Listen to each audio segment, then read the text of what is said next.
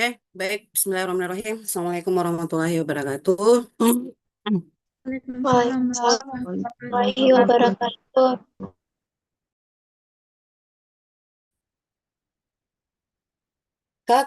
Kak, kelas D, kenapa absennya kayak gini? Mana absenmu?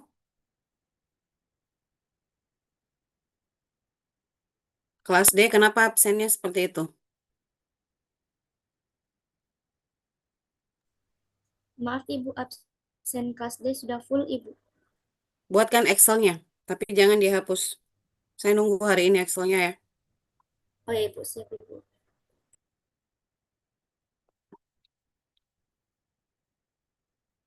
Baik, hari ini kita akan bahas terkait dengan inovasi teknologi dalam administrasi kesehatan.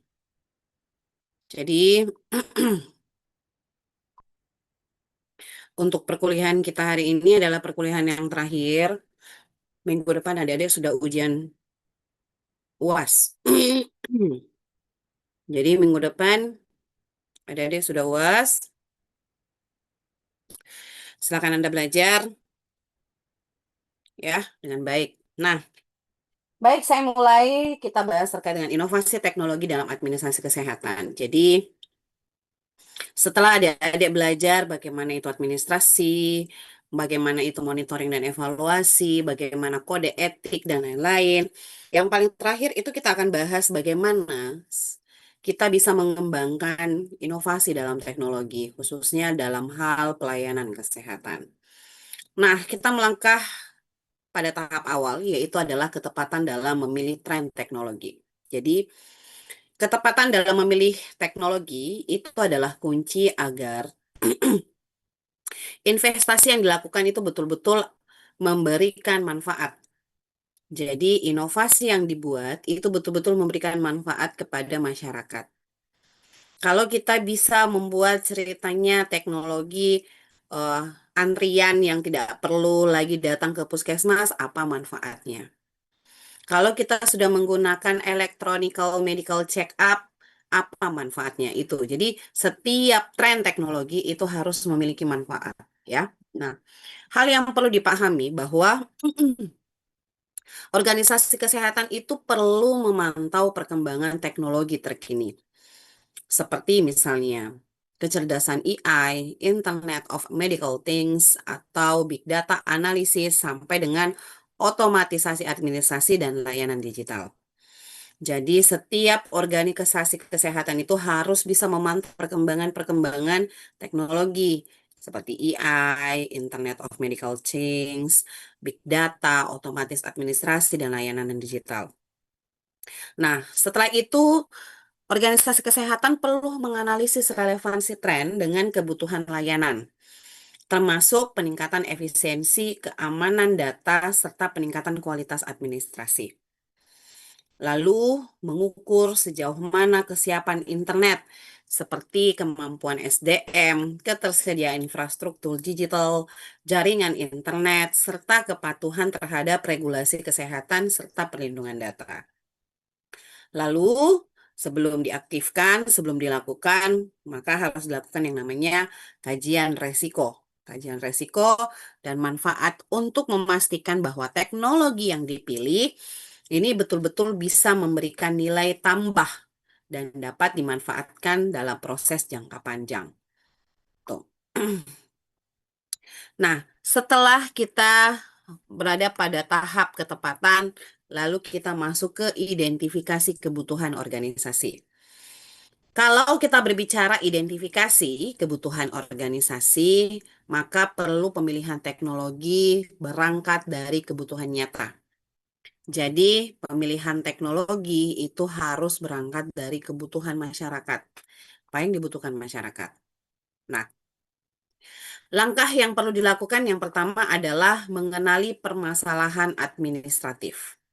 Misal, apa sih sebenarnya yang menjadi masalah dalam hal pelayanan kesehatan? Contoh, misalnya lambat dalam hal proses pencatatan, manajemen datanya tidak terorganisir, terus antrian pelayanan yang tidak efisien karena panjang. Nah, itu kita perlu analisis masalahnya. Lalu kita melibatkan pengguna, terutama tenaga kesehatan, petugas administrasi, pasien, bahkan manajemen untuk menggali sejauh mana kebutuhan fungsional terkait dengan teknologi. Itu. Jadi kita harus melibatkan orang-orang yang berperan nantinya dalam hal pemanfaatan teknologi. Selanjutnya adalah melakukan pemetaan proses. Jadi kita melakukan pemetaan proses kerja untuk mengidentifikasi di mana titik hambatannya yang berpotensi untuk diperbaiki. Kalau misalnya terkait dengan softwarenya, bisa enggak diperbaiki softwarenya? Kalau terkait dengan SDM-nya, perlu enggak ada peningkatan pelatihan itu? Lalu menyusun prioritas kebutuhan. Sehingga teknologi yang diadopsi itu betul-betul berfokus pada peningkatan layanan inti. Jadi berfokus pada layanan inti khususnya dalam pelayanan kesehatan. Nah, lalu kita melakukan yang namanya integrasi. Jadi mengintegrasikan teknologi baru. Jadi integrasi ini adalah tantangan utama, terutama jika organisasi kesehatan baik itu puskesmas, rumah sakit, klinik itu sudah pernah menggunakan sistem yang lain sebelumnya. Itu. Nah, kita harus bisa menilai compatible teknologi baru dengan platform yang sudah ada, termasuk perangkat kerasnya, softwarenya, atau bahkan basis datanya. Nah, lalu kita menggunakan pendekatan apa yang harus dilakukan. Nah, pendekatan itu bisa dilakukan secara bertahap, melalui hybrid atau bahkan total system replacement, atau memindahkan data secara berangsur-angsur. Lalu mengutamakan keamanan. Ingat, setiap pemanfaatan teknologi, hal yang paling utama itu adalah keamanan data dan privasi pasien. Karena teknologi yang baik itu bisa menyimpan data pasien secara aman. Karena data pasien itu adalah rahasia pasien yang tidak boleh dipublish secara umum.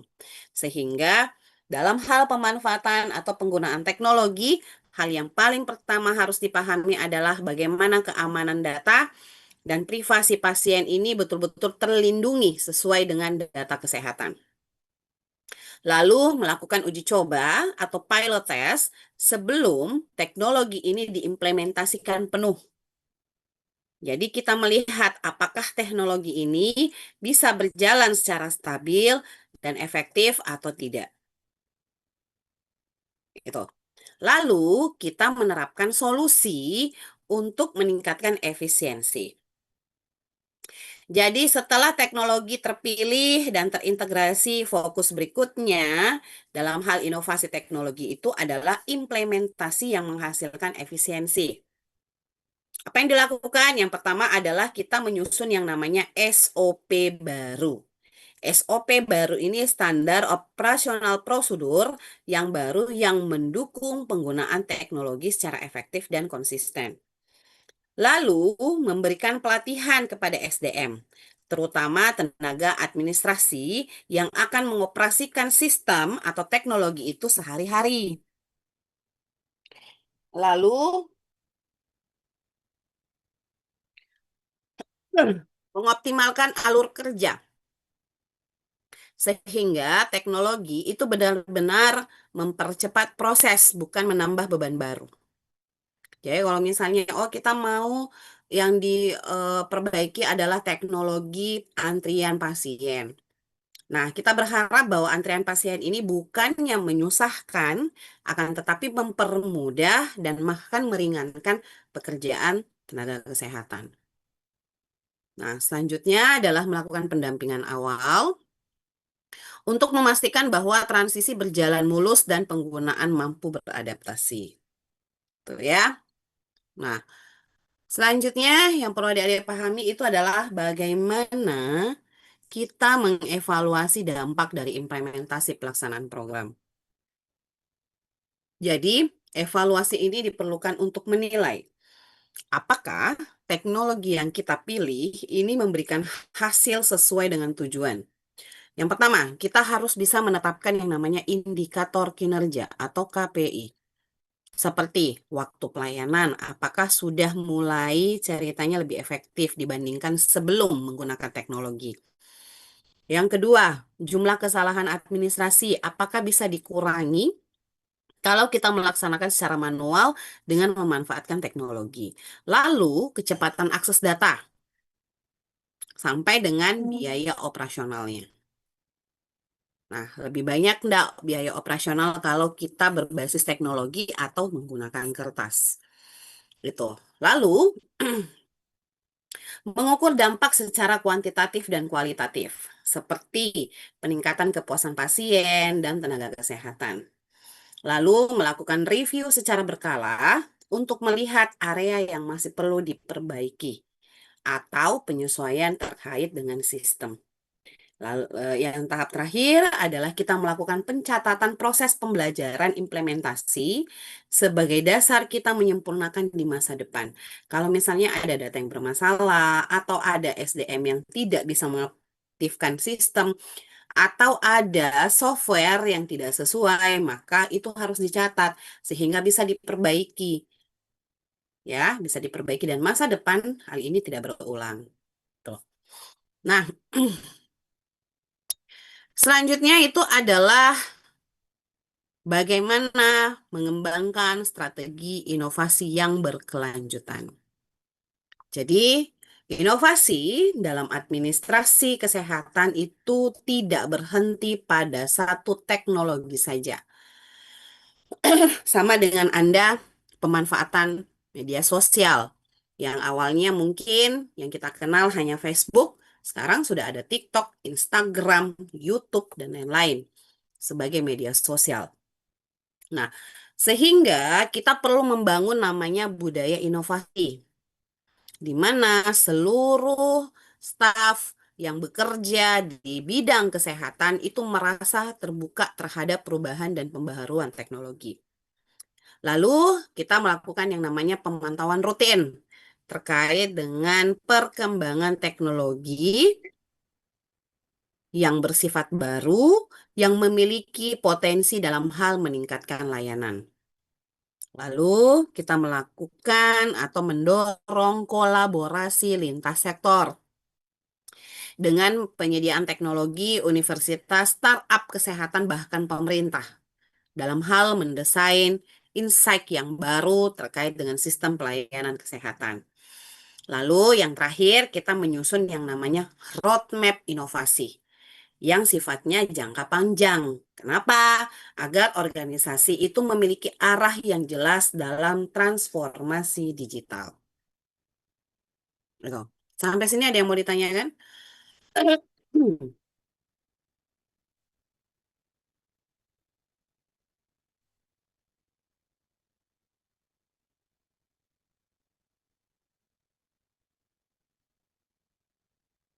Oke, kalau tidak ada yang mau ditanyakan, saya berharap pada saat proses ujian, adik-adik bisa menjawab pertanyaan dengan baik dan benar.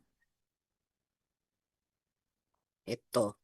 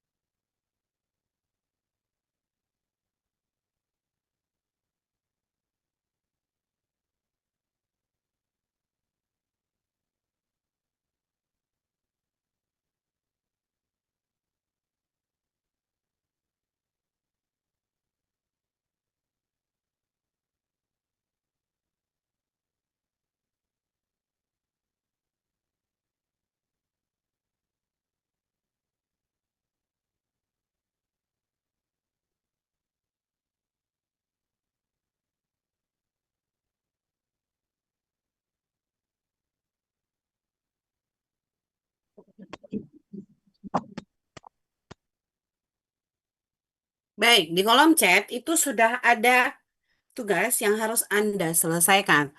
Nah, disinilah dilihat sejauh mana Anda punya nalar untuk membuat sebuah inovasi teknologi berdasarkan kasus. Terserah Anda bisa membuatnya seperti apa. Entah Anda membuat inovasi terkait dengan pengembangan video untuk penjelasan kepada masyarakat, ataukah dalam bentuk skema seperti apa. Nah, silakan Anda baca tugas Anda selesaikan, dan paling lambat hari Senin sudah dikumpulkan jam 10 pagi. Jadi hari Senin sudah dikumpulkan tugasnya paling lambat jam 10 pagi. Sampai di sini, ada yang mau ditanyakan?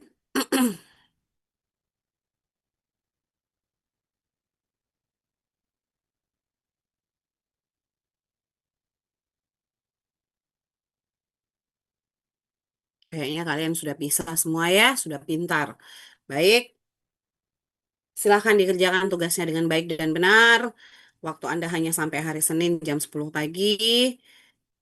Kalau tidak ada lagi yang mau ditanyakan terkait dengan tugas maupun perkuliahan hari ini, saya tutup kuliah saya. Terima kasih. Assalamualaikum warahmatullahi wabarakatuh. Assalamualaikum warahmatullahi Warahmatullahi wabarakatuh. wabarakatuh. Waalaikumsalam Terima kasih, Bu. warahmatullahi wabarakatuh. Terima kasih, Ibu.